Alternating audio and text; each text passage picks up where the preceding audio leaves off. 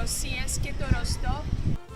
Εμείς, οι Έλληνες της Κριμαίας, οι Έλληνες της Μόσχας, οι Έλληνες του Βλαντικαυκάς, σε αυτή τη δύσκολη στιγμή, για το ελληνικό κράτος και τον ελληνικό λαό, θέλουμε να πούμε ότι είμαστε μαζί σας και είστε μέσα στις καρδιές μας. Δεν πρέπει ποτέ να ξεχνάμε την ιστορία μας. Δεν πρέπει ποτέ να ξεχνάμε ότι είμαστε Ορθόδοξοι.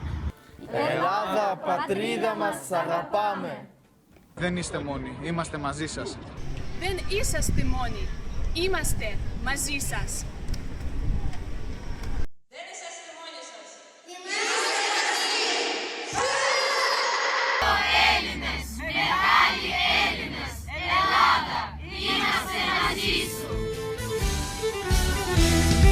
Σήκω Έλληνα, μεγάλε Έλληνα, και μη σκύβει στο κεφάλι.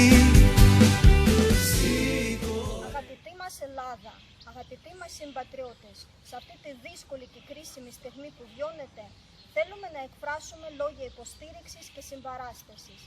Πιστεύουμε ότι η Ελλάδα θα ξεπεράσει όλα τα προβλήματα και θα χτίσει ένα λαμπρό μέλλον, γιατί η Ελλάδα πέρασε πολλές δυσκολίες και δοκιμασίες κατά την ιστορία της και ξέρει τι είναι αξιοπρέπεια και υπερηφάνεια.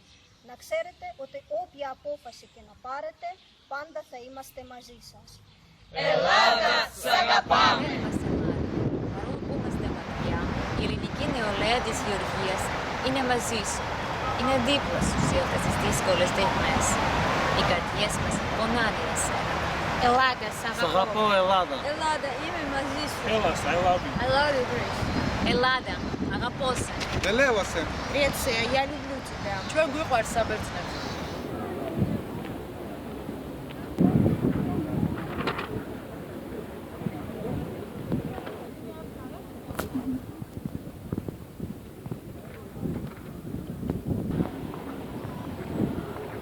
Η ελληνική νεολαία της Ναυπηγείας είναι μαζί σου, είναι κοντά σου. Χαίρετε Έλληνες, χαίρετε Ελλάδα. Εμείς οι Έλληνες, κάτοικοι της Λευκορωσίας, ειλικρινά και ολόψυχα σας υποστηρίζουμε σε αυτό το δύσκολο καιρό για τον ελληνικό λαό.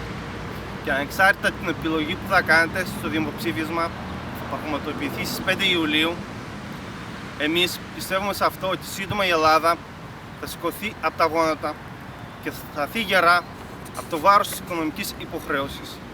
Και στην ιστορική μας πατρίδα θα ξαναλάψει ο φωτεινός ήλιος πάνω στον όμορφο γαλανόλευκο ουρανό και όλα θα είναι άψογα. Ζήτω ο ελληνικός λαός, ζήτω η Ελλάδα! Πολίτες της Ελλάδας, σήμερα που έχει τέτοια μια σκληρή κατάσταση στη μακρινή μας πατρίδα, εμείς οι Έλληνες του Ουσμπεκιστάν θέλουμε να σας πούμε ότι δεν είστε μόνοι. Όλη η διάσπορα θα υποστηρίσει οποιαδήποτε λύση που θα έχετε την Κυριακή.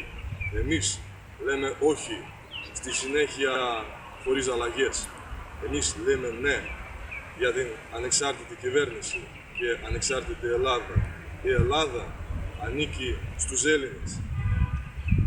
Μην φοβάστε τίποτα, δεν είστε μόνοι.